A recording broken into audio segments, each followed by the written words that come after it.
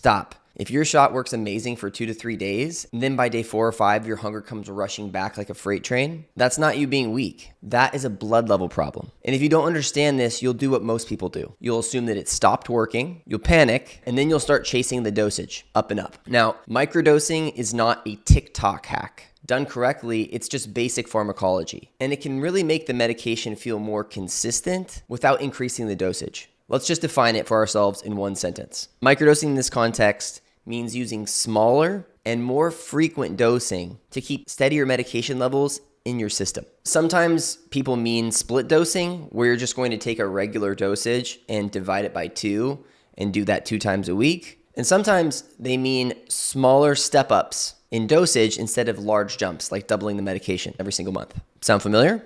All right, so here's the whole video in one picture. So in red, you can see when you take one bigger shot once a week, your medication levels will tend to do this. It spikes up and then it slowly declines all the way down here throughout the week. What is happening in real life? Day 1, day 2, day 3, you feel solid, your appetite is calm, food noise is lower because you've just received a bolus dosage. Day 4, day 5, maybe day 6, the hunger starts to creep back in, cravings start showing back up, and people start thinking, it's not working anymore, I need to increase the dosage. But this isn't necessarily tolerance. This is a roller coaster. Now look at the second line in blue. If you use smaller, more frequent dosing under prescriber guidance, you can often reduce the size of that spike and then raise the lows, meaning that you're not super high then super low. You're just steadier across the line. And this is really why people love microdosing so much, not because it's magic, not because it's more medication, but because of the consistency that people are feeling day after day. So if you've ever felt great for like 3 or 4 days and then the rest of the week felt like you've had to white knuckle it on your shot, this is exactly why. And this is also why people will panic dose, potentially dose early, or just snack a ton more by the end of the week. So the goal doesn't become, how do I take more of this medication? The goal is how do I keep this more even? And so that's the first reason why microdosing can be a genius idea. Now, my second point, I want to talk about side effects. A lot of the nausea, fatigue, food aversion, caloric restriction that goes beyond what we would actually want for a person isn't just the medication existing in the body. It's after this peak of the medication. It's a large amount of receptor stimulation when you introduce all this medication at one time, and it hits hard right after dosing. What we will see clinically, someone jumps dose or increases their dose too quickly, and they just basically get slammed for 24 to 48 hours. They feel a little nauseous. They're not eating enough calories. So what happens when we stop eating enough calories throughout the day? Well, innately, we're going to stop eating as much protein as well. And we need protein to balance our blood sugar, to maintain muscle mass. And then we need those calories to also be able to make sure that we're not just eating ourselves, eating our own muscle. Then on the digestive side, there's overstimulation in the GI tract for those GLP-1 receptors. And so the digestive system is going to slow down drastically. People are going to get constipated. They're not going to be eliminating toxins as effectively. They're just going to feel wiped out. There's not enough calories. You're not going to the bathroom every day anymore. In general, this will start to wear on you over time. You might be okay for the first week or two, but people will start to feel pretty sick after a month of doing this. And then you get into your head, this medication isn't for me. This medication is ruining me. But my argument for people when I talk to them is, it's like, what if it's not the medication? It's just the delivery pattern. Smaller, steadier exposure can just be easier for some people to tolerate because you're not triggering that huge wave, like basically that tidal wave of receptor stimulation all at one time. My goal for people on these medications is to still actually get hungry. We don't want to wipe out the hunger response entirely. We just want to elicit some level of control over carbohydrate cravings, wine cravings, snack cravings, especially in the evenings when those calories, unnecessary calories and processed calories start to come into play. So with more balanced blood levels, it means you're able to eat the amount of calories that we actually would expect for somebody to be able to lose weight, but maintain weight loss long term. Because on whopping doses of this medication, if you're under eating, of course you're going to lose weight. But what happens when the medication goes away? What we're seeing in research is that the weight is piling back onto people after they discontinue these medications. And this is the reason why. Point number 3, this should matter to you if your goal is not to be on this medication forever. A lot of people just don't think about the long term. They don't think about the off ramp. They only think about the on-ramp. So when you've built your entire week around this big peak and this big drop and your body's relying on that injection, that drop just feels more dramatic. That's what people say. We saw it on Oprah recently. The food noise just came roaring back overnight, or I was fine until I stopped.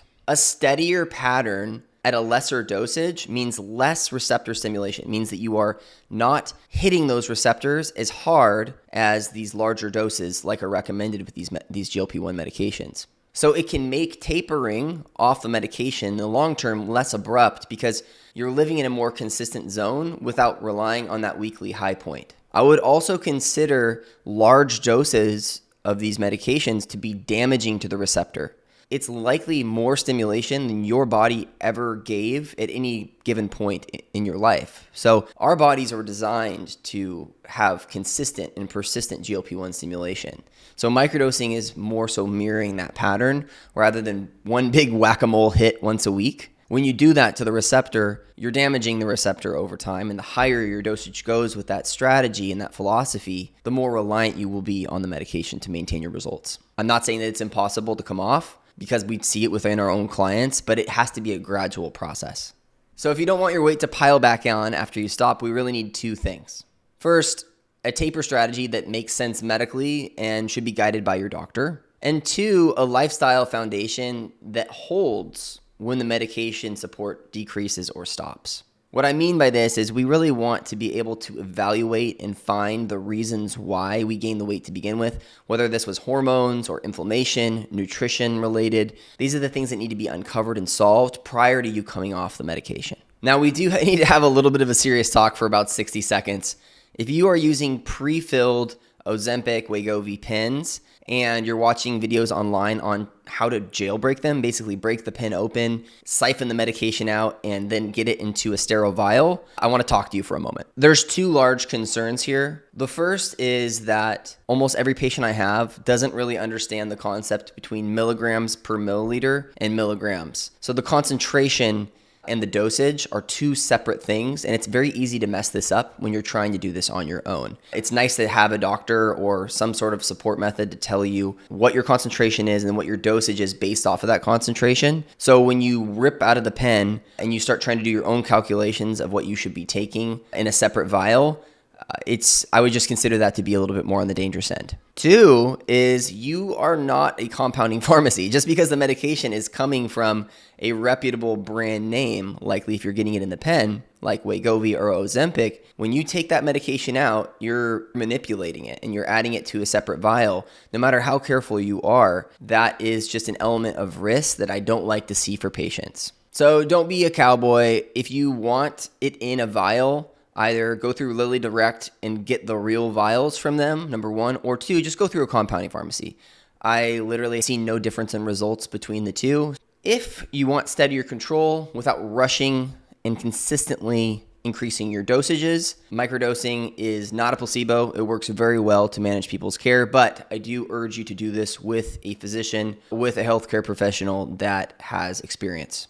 Please, if you're not addressing constipation, sleep, stress, protein, movement, and somebody's hormone levels, then you're not really checking the root cause of why the scale was stuck to begin with or why you gained the weight to begin with. I don't feel like doctors that are just putting people on these medications and not addressing anything else are doing anybody a service whatsoever. They're almost setting you up for failure. So yes, use this medication as a tool, but continue the discussion. Continue to dive deeper and find out the why. What are the question marks going forward to prevent this weight from coming back? And that's where people miss it. You don't need more medication. You need the precision to know what's happening in your body. If you want help doing this the right way, my team and I can help you apply a full system. One, root cause investigation, so we can find out what's blocking your fat loss or what caused it to gain to begin with. GLP-1 customization, so that your dosage strategy matches your body and your goals appropriately. Of course, nutrition and lifestyle functional coaching to make sure that you're maintaining muscle, managing side effects, and then building consistency over time. And everything's tailored to you, so your weight loss doesn't come roaring back. If you're ready for that level of guidance, please apply down below with the link in the description. We'll review your unique situation and let you know if you're a good fit for our process. If you're wanting to watch a real lab review where we go ahead and take a look at a patient's labs, found out where some of the blockages were and what we did to fix them, go ahead and watch this video next. Otherwise, guys, take care. God bless. I will see you next week.